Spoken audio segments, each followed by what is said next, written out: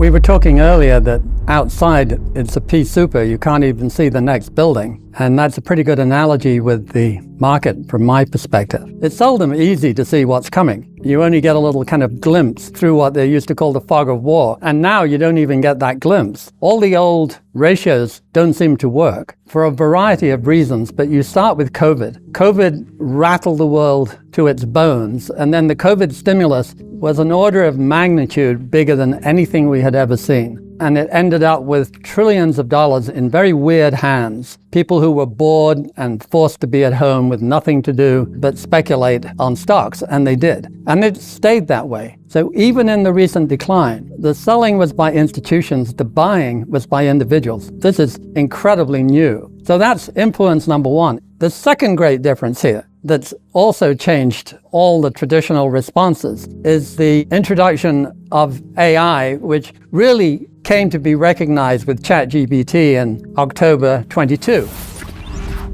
And we were having what you might call a traditional bear market, and it kind of ended overnight with half a dozen Mag 7 roaring upwards and eventually dragging the market with it. That cut right across all the traditional reflexes. And then finally, we have a tariff war. So if anyone can unravel that series of abnormal influences, we're still unpredictable because of COVID response. We're certainly still unpredictable because of AI. No one knows what AI is going to do. It's going to change the world, but no one knows when and how. And on top of all that, no one has a clue what the tariff war is going to do and how quickly it will do it. Are we going to have a major recession, a small recession, none at all? The economists are completely at sea, in case you hadn't noticed that. You can find an economist with any view today on a huge spectrum. And since the stock market, in a way, takes its lead from the economy, and no one knows what's happening to the economy. So they're the three levels of abnormal responses that have completely scrambled the market and makes it very, very hard to know what's going on.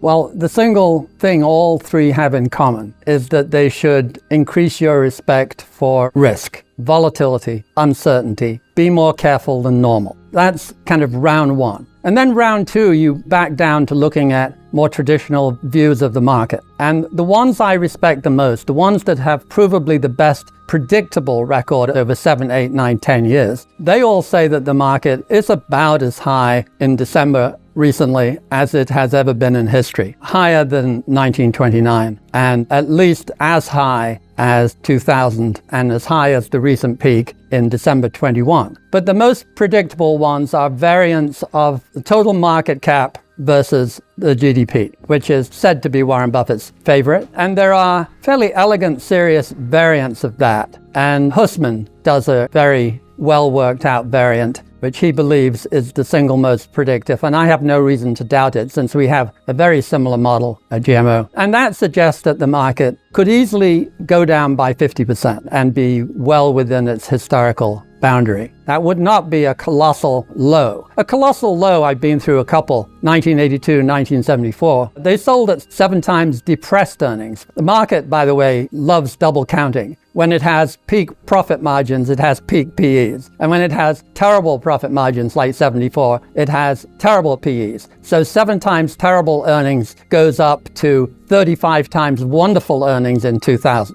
guaranteeing that 74 to 2000 was one hell of a good trip. The quote attributed to Keynes is that the market can stay irrational longer than the investor can stay solvent. And that's really true. If you're in the institutional business, as we have been, you run the risk of getting forced out of your positions, even if you're right. And in 2000, we were right. The PE went to a new all-time high in January 98. It overtook the previous high of 1929 at the top of the legendary bull market. And then it just kept going. And at 35 times earnings in March of 2000, it finally quit. And how were you to know once you were in new high territory like that? And earnings continued to rise. So you not only went from 21 to 35, which is kind of a 50% hit, but you had earnings go up 20 as well. And all you know is that in the end, it doesn't change the outcome. It just meant that the break from 35 times earnings was spectacular. and the NASDAQ that led the charge upwards went down pretty much 80%. And the same in Japan, although Japan is even worse. Japan had never sold over 25 times earnings, and then it did. And for some miraculous reason, we stayed invested until about 45 times, and then we got out. We said, this is ridiculous, we're out of it, 100% out. It was the biggest part of foreign portfolios, the EFA index, and we went to zero. And then we watched as it went from 45 to 50 to 55 to, you must be kidding me, to 60 to 65 times earnings, by which time we had underperformed by 10 points a year. It came back all the way, only instead of taking 5 years, it took 20 years. And now Japan finally is an ordinary country selling a little bit cheaply from the highest price of any major market ever by a lot. So you have a wonderful ride on the way up. It changes nothing. Eventually they come down. But getting the timing right, just about impossible. And in each case of the great ones we got right, we suffered a lot. Yes. And the one we got fairly right was the so-called great financial crash, because we focused on the housing market and we saw how much overpriced it was. So we knew it was coming down. Housing market was unbelievably well behaved. It went up to, in statistical terms, a 3 sigma event, which would occur every 100 years or so. And then it came all the way back down again. It was beautifully symmetrical. It took 3 years going up, 3 years coming down, sucked in a lot of poor people into the housing market who should never have been there, gave an opportunity for the rent seekers, as we call them, to design crazy bits of sliced and diced subprime mortgage paper to sell to idiot European banks and so on. And then the shock nearly destroyed the banking system. Yeah. Queen Elizabeth said, why did no one see it coming? Which was particularly irritating, since we were describing it quarter by quarter from 2007 spring. From there onwards, in 2007, the Federal Reserve boss and Secretary of the Treasury both used the same word, describing it and saying it was contained. I took the opportunity to be very cute and said, if it was contained in this case, it was likely to be Pandora's. The problem we have, you can't predict any outcome except one. There will come a time when you will be happy to have been out of the market, is my definition of success. So when I say, let the wild rumpus begin at the end of 21, every condition of a crazy bubble was in place. I expect that there will be a time in the not too distant future when you will be happy to have been out of the market from December 21 until then. And the market will be considerably cheaper than it is now. But it was always difficult to get the timing right without the 3 major changes I described at the beginning. That makes it absolutely impossible to know what the heck is happening. It's actually quite interesting. In Japan, which was our biggest failure, we lost nothing because Japan was so obviously crazy and we were here and they were there and we could all see how crazy they were. The tech bubble was our second biggest. We lost 6.5 points for 2.5 years versus 10 each for 3 years in Japan. But the difference there was that was here. So our clients didn't see that at all. They saw Japan as crazy. But when it came to America, they bought into the golden new era that Greenspan was selling. It's much harder to stay cool when it's your market. And so we lost a ton of business, maybe almost half our asset allocation business in 2 years and a quarter. There used to be a kind of saying that if you have a decent track record, which we had a very good track record in 97, they will hang tough for 3 years. Well, forget it, they won't. The other thing is people think you get fired by underperforming in a bear market. Absolutely not. You get fired by underperforming in a bull market. And the reason is, in a bear market, everyone freezes and they postpone moves until they've recovered from the shock. In a bull market, they're out there talking to their neighbor on the golf course and he's making tons of money because somewhere Fred is leveraged the market and there's always a Fred and he's always killing you. And they go crazy. They can't stand the shock of being outperformed and listening to all these wonderful stories of other people getting rich. And so they shoot you. And it's much more lethal, much quicker than in a bear market.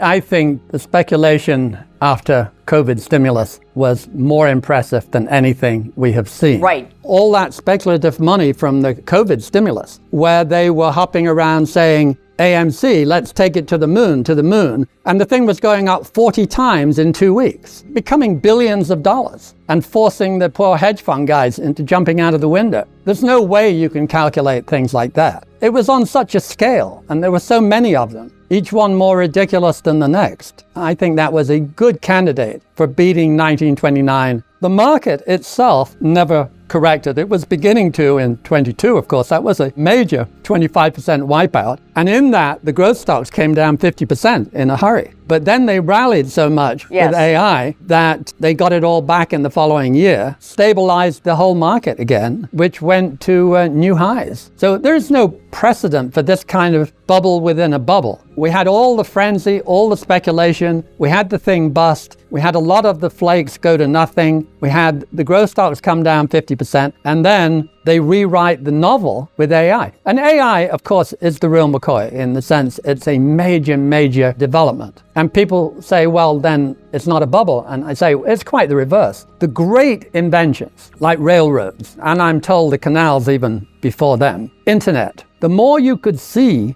that they were brilliant ideas, the easier it was to see how they would change the world, the more effective it was of sucking in your money. Of course, why would it not be? So they designed 6 railroads between Manchester and Leeds, which is not a great idea. It changed the world. It brought down the cost of transportation. Everyone's GDP was helped, but the people who invested in the railroads had a terrible bust. And out of the wreckage, the world advanced. Internet was identical. Amazon and the boys, the little flakes like pet.com, they all went to nothing in 9 months or so. But Amazon, believe it or not, went down 92% in 2000 and 2001. To the low of that market move, it fell 92%. And out of the wreckage, the internet was a terrific, life-changing idea. And it's precisely those wonderful ideas that actually work, that suck in the money and give you upfront the biggest bubbles. And you would have to think that AI is right up there in the general significance potential. It's hard to imagine that that will not be a bubble. And out of which wreckage, I really count on the fact that AI will change everything. Some for the good, some for the bad. It's going to be the biggest destroyer of jobs that you have even thought about.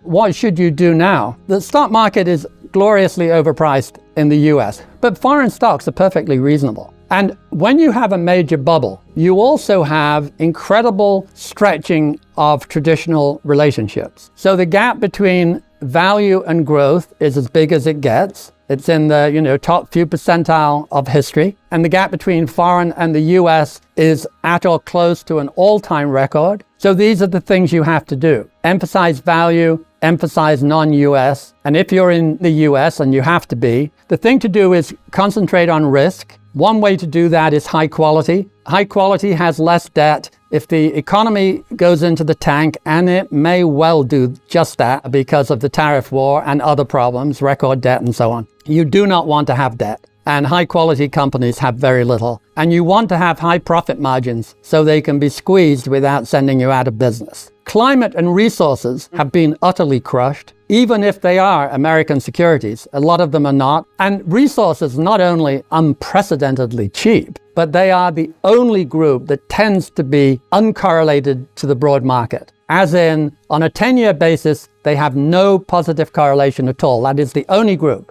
Do what you should do when you invest, kind of lock them up for 10 years and throw the key away. You will make a decent amount of money. But if you do that in the S&P, I think 50-50, you won't make any money at all.